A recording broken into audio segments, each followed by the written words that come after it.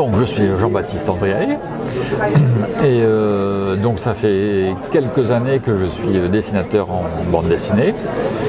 Alors qu'est-ce qui m'a amené au dessin? Alors là j'ai l'impression de ne pas avoir vraiment choisi. Je crois que ça m'est tombé dessus quand j'étais tout petit. Non, parce que comme je dis souvent, j'ai commencé à dessiner comme tous les jeunes enfants dessinent. Sauf que la plupart arrêtent au bout d'un moment et moi je ne me suis jamais arrêté. Alors pourquoi j'ai poursuivi? C'est peut-être ça la vraie question. Non, disons que j'étais plutôt quelqu'un de très renfermé, limite autiste, un peu ours dans sa caverne et tout ça. Et du coup le dessin pour moi c'était ma façon de communiquer, de plaire à tout le monde, donc voilà, c'était voilà. Donc j'étais très peu bavard, voilà, tout passait par le dessin. Et bon, en plus, comme tout le monde trouvait que j'avais des facilités, ça m'a encouragé à poursuivre. La bande dessinée, le choix est arrivé bien plus tard,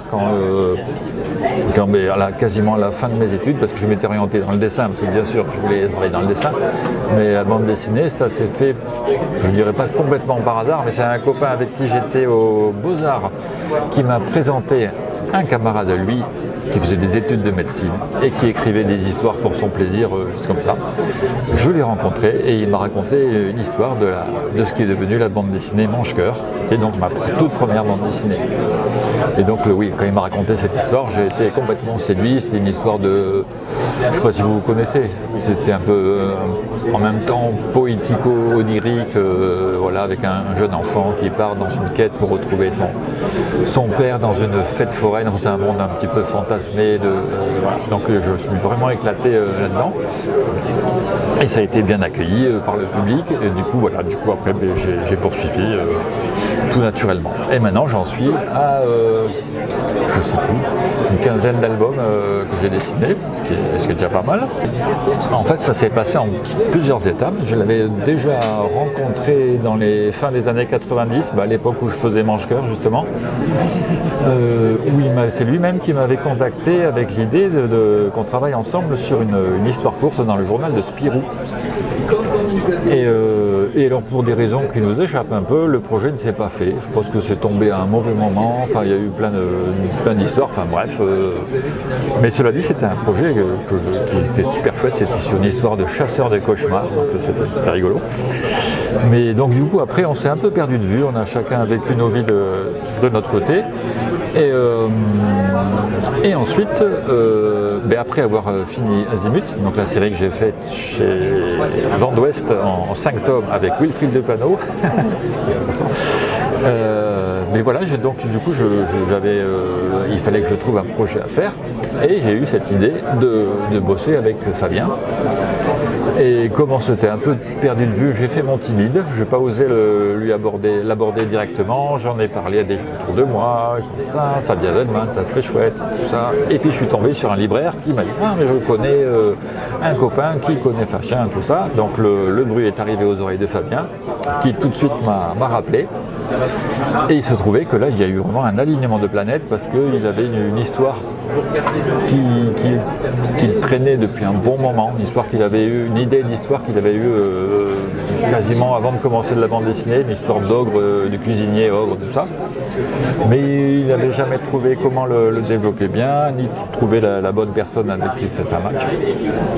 Et donc, quand je l'ai contacté, on va dire, il a réalisé que là, j'étais presque la personne idéale pour faire ça. Et quand on a commencé à en parler, à mettre le projet sur pied, il s'est rendu compte que j'étais effectivement la meilleure personne. Non, je rigole.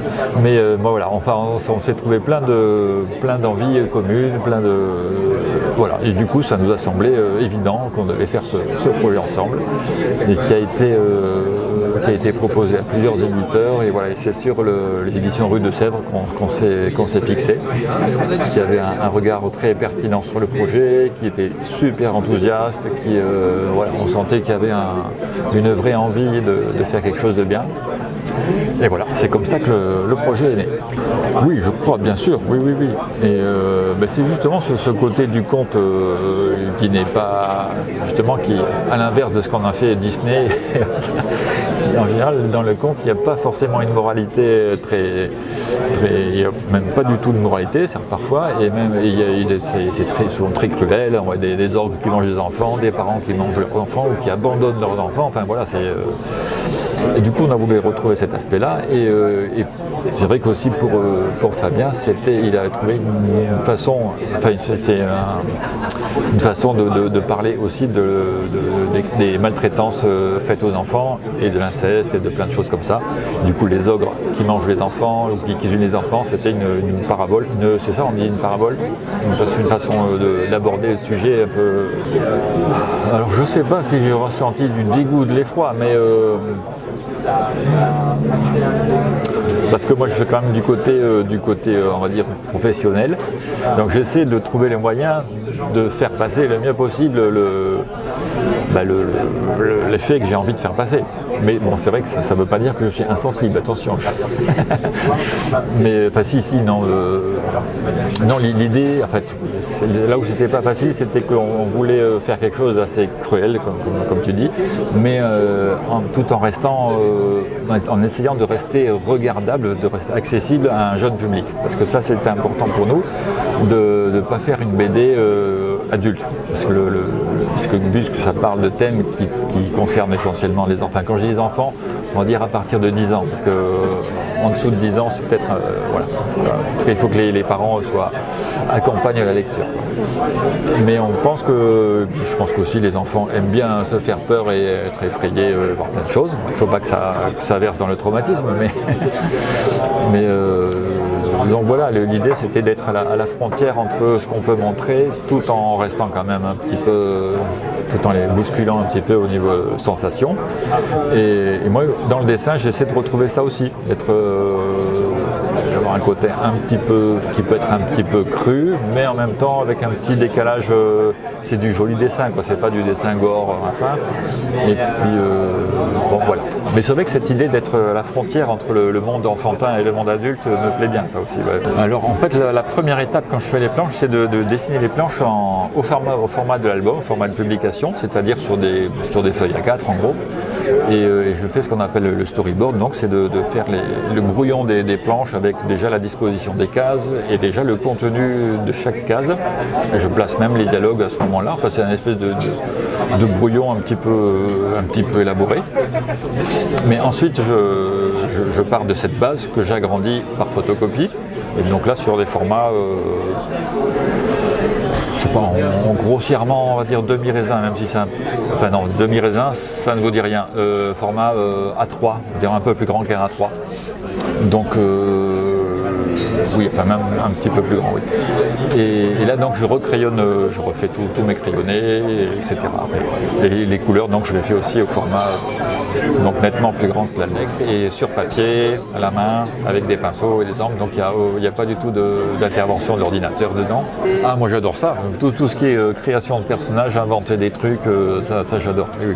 Et puis les créatures un peu monstrueuses, les trucs bizarres et tout ça, ça m'éclate. J'aime bien les images foisonnantes. J'aime bien l'idée enfin, je n'aime pas l'idée qu'on lise une fois l'album et qu'on le ferme et que c'est oublié. J'aime bien me dire que le lecteur va y revenir et découvrir plein de nouvelles choses qu'il n'avait pas vues à la première lecture. Et c'est vrai que je pense que ça vaut le coup de le réouvrir plusieurs fois parce qu'il y a plein de choses qui foisonnent. Même mon scénariste a découvert aujourd'hui certains détails qu'il n'avait pas encore vus dans les dessins. Donc voilà. Le projet initial qui avait été proposé aux éditeurs, c'était une trilogie sur l'histoire de 3 femmes mortes, mais sur 3 albums donc, qui se suivaient. Et en fait, ça a été la réflexion de Rue de Sèvres, c'est qu'ils étaient très intéressés par le projet. Par contre, comme j'ai un rythme de travail assez lent, ça supposait que si on veut s'adresser à un public jeune, c'est que moi c'est à peu près 2 ans pour faire un album, donc un public jeune il ne va pas attendre 2 ans la suite. Donc ils nous ont proposé de faire plutôt 3 histoires différentes en restant dans le même univers. Et donc, on a donc prévu de faire 2 autres albums qui se passent dans la cuisine des ogres, mais à chaque fois on a un personnage principal différent. Parce que là c'est donc 3 fois morte, la jeune fille, son vrai nom c'est Blanchette, mais on la surnomme 3 fois morte parce qu'elle échappe 3 fois à la mort.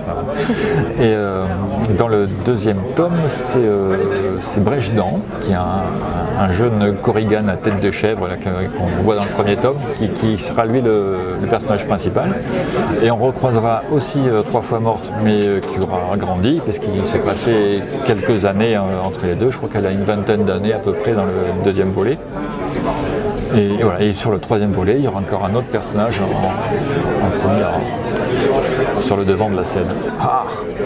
Je crois qu'il y en aurait quelques-uns là. Dans le crâne... Oh là là. Après, il y en a des très anciens. C'est le premier que j'ai envie de citer, qui est plutôt du début du XXe siècle, c'est Winsor McCay, qui est donc l'auteur de Little Nemo, que vous connaissez? Oui, voilà. Qui a été un petit peu mon livre de chevet quand j'étais jeune, pendant de longues années. Donc ça. Et autrement, dans les auteurs plus récents, il y a l'Argentin Carlos Nine, et c'est magnifique ce qu'il fait. Mais il est autant illustrateur que artiste, que dessinateur de BD. Ah oui, okay, je vois. Voilà. Et c'est un dessin super libre. Alors moi je suis jaloux de sa liberté parce que moi je peux être assez laborieux parfois. Et puis je suis quand même dans un dessin assez classique qui j'espère plaît à un grand public. Mais lui, il a un dessin complètement fou, complètement libre, et voilà, ça j'adore. Après, il y en a plusieurs comme ça, mais bon, je vais rester sur ce là.